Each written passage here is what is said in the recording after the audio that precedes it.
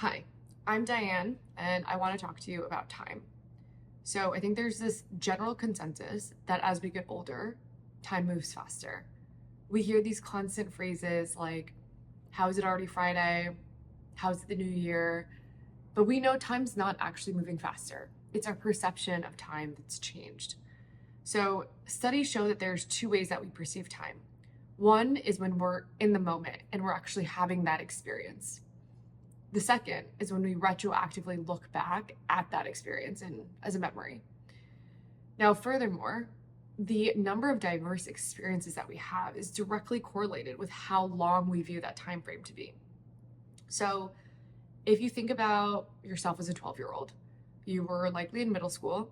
Your day to day probably comprised of you learning new information from 5 to 7 subjects.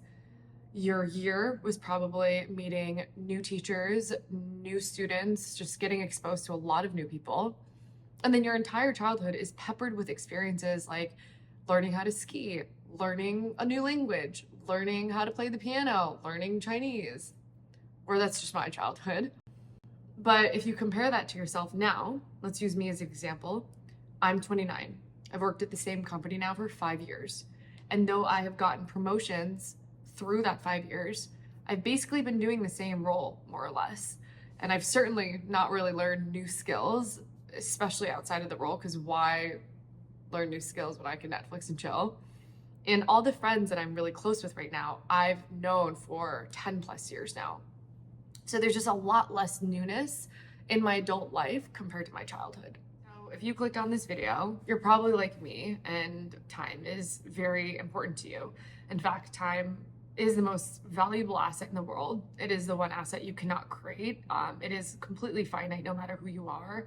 And as someone who is almost 30, I don't want to continue going through life feeling like time is moving fast and flying by.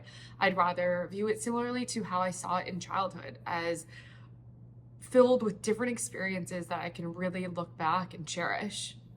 So these are 4 things that I am implementing in my life and 4 recommendations I have for you to make time feel longer in a good way. Number 1, find something that's already part of your routine and find an easy swap for it. I feel like everyone is obsessed with a routine these days. Everyone has a morning routine. Everyone has a nighttime routine. People are then obsessed with like time blocking their routine and then making it identical from Monday to Sunday, which obviously is going to make time feel like it's moving fast because every day is identical to the other. So finding one thing that's already built in your routine and finding a swap for it is just an easy way to add some variety into your schedule. For example, I love to work out. I've been going to the same reformer Pilates studio for probably 2 years now. A great workout, but I'm at that point where I could probably do the workout completely zoned out because I know all the cues the instructor is going to give. So one thing I'm doing is I'm incorporating a new type of workout in my routine every single week. It's an easy way for me to still get my workout in, but also challenge my body to learn something new and add diversity to my entire week. Okay, number 2, learn something new. When's the last time you learned something just for yourself, not for your job? As kids, as we're beginning our life, we are constantly learning new things. Whether it's just new skills like learning a language, learning how to swim, etc. All of our experience in life are kind of new learnings because, again, we're probably experiencing it for the first time. But as adults, we love to just spend time doing things that we're already good at. We do not like to be beginners, and we're pretty resistant to change. But I challenge that because I think there's a beauty in the ability to learn something that genuinely lights you up and that you're curious about. And the great thing about being an adult is you can choose things that actually matter to you. It's not like being forced into school and having to learn subjects you don't care about. So that could be a new language, but it could also be cooking. It could be art. It could be sports. Not only are you creating that new experience and adding, again, that diversity in your timeline, but it's likely just good for your brain health as well. Okay, number 3, increase the amount of social connection you have in your life. And no, I don't mean make a bunch of new friends now. We're simply not exposed to the amount of new people that we were like when we were kids. I also don't mean go follow a bunch of people on Instagram. We all know that it's probably the opposite of what we should all be doing. But when is the last time you took the time to actually catch up with an old friend? When is the last time you FaceTime that one relative that you've been meaning to catch up on for years? I think the connection like that is really what we've been lacking in this world, especially since we're all behind screens. Case in point right now.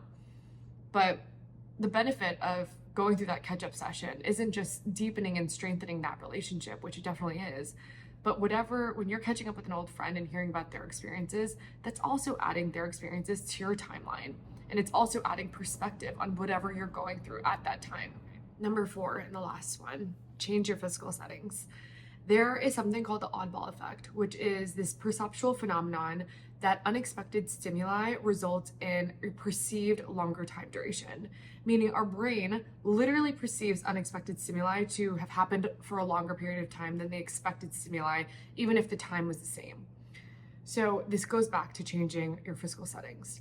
I was going to make this part travel, but I don't think that that's even an apt description, because you don't need to get in a flight and go to an exotic destination to make time seem longer.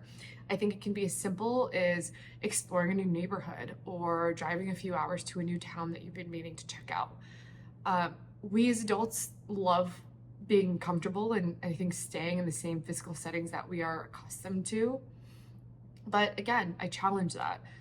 Going to a new place, having all 5 senses experience a new setting can be extremely helpful to making time feel longer and just adding, again, diversity to all of your experiences. So all 4 of these recommendations center around adding newness to whatever your day-to-day is. But it doesn't always have to be that. Sometimes it's as simple as just being more mindful and present in whatever you're already doing. It can be daily journaling just to recount your experiences. There's a variety of things that could be helpful in this journey, but I really do believe that time is the most valuable asset we have, and it's something that we should really be treasuring as much as possible, and something we take for granted far too much. So hopefully this helped you. Would love to hear like any of things that you're doing to make time seem longer, again, in a good way. And appreciate you for watching. Thanks.